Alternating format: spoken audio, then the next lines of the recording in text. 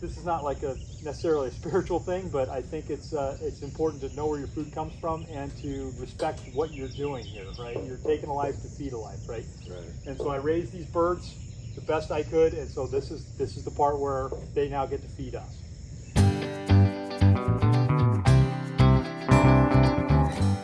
Do your best at all times. Keep your mouth closed today. Okay. And if you feel something on your lip, do not lick your lip. Okay. Could be. That's good advice. It could be something really good, or it probably is not. That might be the best advice of the day.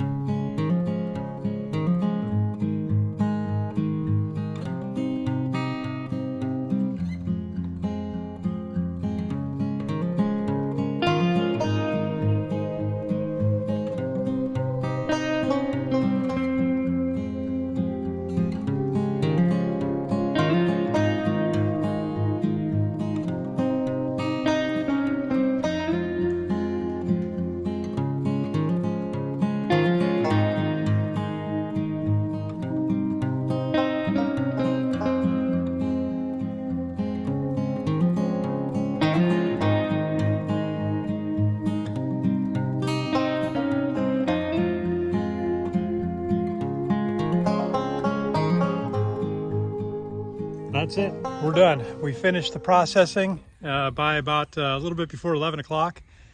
A little bit sooner than that. So now we're just in the cleanup phase. We spent a bunch of time just chatting with one another. We had some folks who had to take off. And so now we're just going to go through cleanup and move on. But overall, I think great workshop. The people who came really seemed to enjoy it. And just good fellowship and new lessons learned. So somebody's always looking for the last bit of chicken at the bottom of the barrel. So review of the components. There's the shrink bag. You dry your chicken off, and we use just, paper towels and whatever to dry it off. We dry it off.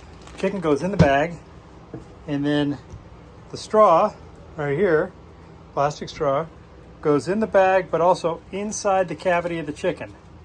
All right, and then you're gonna squeeze it off. You're gonna put a zip tie around it, just to hold it in place. You don't want it so tight that it chokes out the straw. Then you take it, you dip it in the water, all right, and let the air escape. Then you come back over, remove the straw, and then tighten the zip tie down tight, which is why I use pliers, because sometimes it's tough to grip the plastic.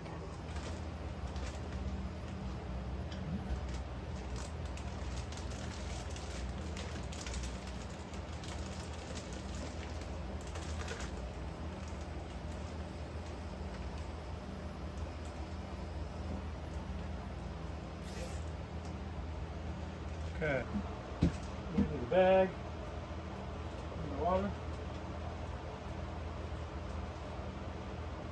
pull it out, voila, it's snug down tight, the air has escaped, take out the tube, pull the zip tie tight, done. All nice and tightly zip-locked together, it's bankable. And there's what you get when you're done. Whole bunch of birds in the freezer.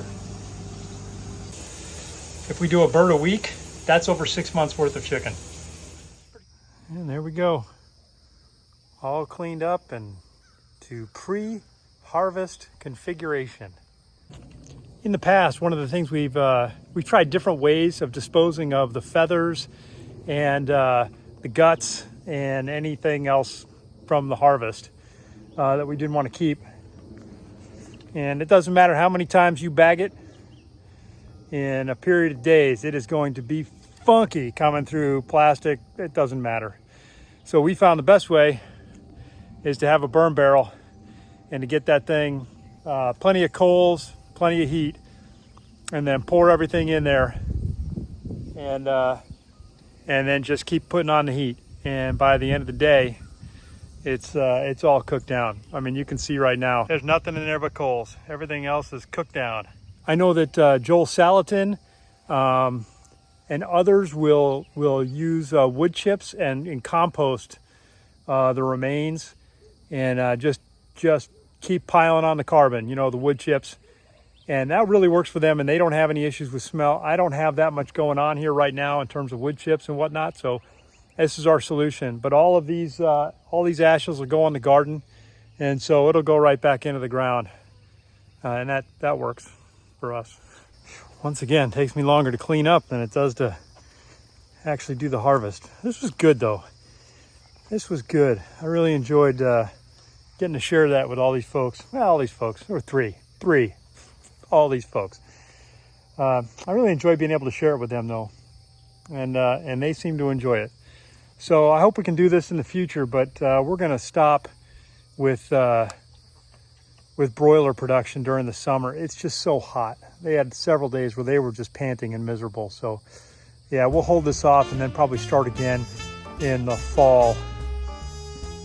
Yeah, mid-fall. So, all right.